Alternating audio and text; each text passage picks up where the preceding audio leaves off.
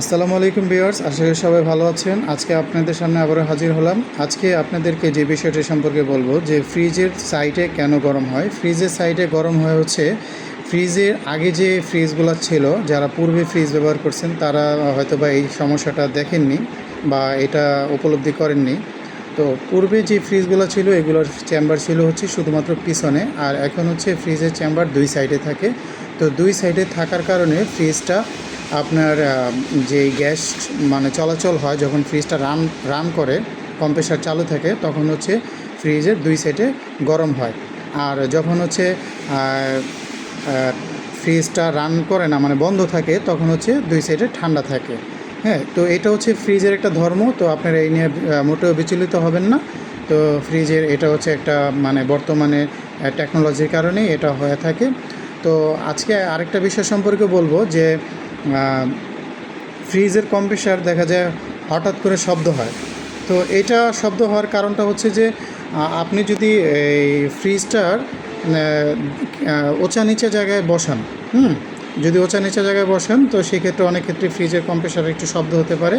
আপনি এই ক্ষেত্রে ফ্রিজটা সমান জায়গায় বসাতে হবে, তাহলে কম্প্রেসারের শব্দটা বন্ধ হয়ে যাবে।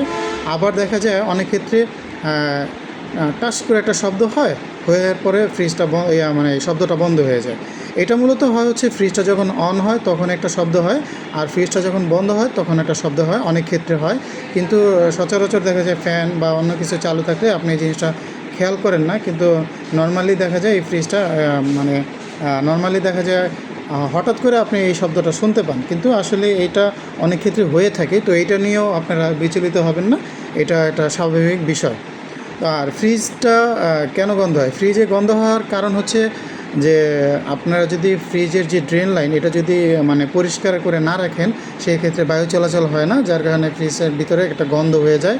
আর আপনারা প্রতি মাসে একবার চেষ্টা করবেন যে ফ্রিজটা ধুয়ে ফেলার জন্য, আর ড্রেন লাইনটা ক্লিয়ার আছেন কি না সেটা একটু দেখবেন, তাহলে ফ্রিজে গন্ধ হবে না আশা করি।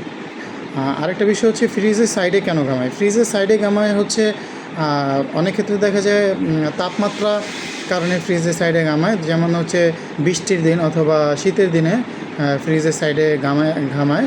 তো ওইটার দেখা যায় এটা একটা টেকনিক্যালি প্রবলেমও বলা যায়, আবার দেখা যায় এটা স্বাভাবিক বিষয় বলা যায়। তো ম্যাক্সিমাম ক্ষেত্রে আমরা এটা টেকনিক্যালি প্রবলেমে বুঝে থাকি। যেমন হচ্ছে ফ্রিজের চেম্বারটা যদি মানে ভালো না হয়ে থাকে, সেক্ষেত্রে এই জিনিসটা বেশি হয়। আর যদি যে দেখা যায় অনেক ক্ষেত্রে আপনার ফার্নিচারের সাথে বা আবদ্ধ একটা জায়গায় যদি আপনি ফ্রিজটা ব্যবহার করেন, যেখানে বায়ু চলাচল হয় না, সেইখানে যদি আপনি ব্যবহার করেন, তাহলে ফ্রিজের সাইডে ঘামাবে। আর যদি আপনি বারান্দার পাশে বা জানালার পাশে খোলামেলা জায়গা বা যেই রুমটাতে খোলামেলা আছে ওইখানে যদি ব্যবহার করেন, তাহলে এই প্রবলেমটা দেখা দিবে না। তো নর্মালি এই বিষয়টা হচ্ছে এরকমই। তো আপনাদের সামনে আমি প্রতিদিন নতুন নতুন টিপস নিয়ে আসবো। আশা করি আমার চ্যানেলটা সাবস্ক্রাইব করে রাখবেন, ঠিক আছে? এই সম্পর্কে ইলেকট্রনিক্স বিভিন্ন সমস্যা এবং এর সমাধান সম্পর্কে আপনাদেরকে বলে থাকবো। যদি আমার সমাধান আপনারা পান, তো অবশ্যই আশা করি যে আপনারা চ্যানেলটা সাবস্ক্রাইব করে রাখবেন। তো সবাই ভালো থাকবেন। আসসালামু আলাইকুম।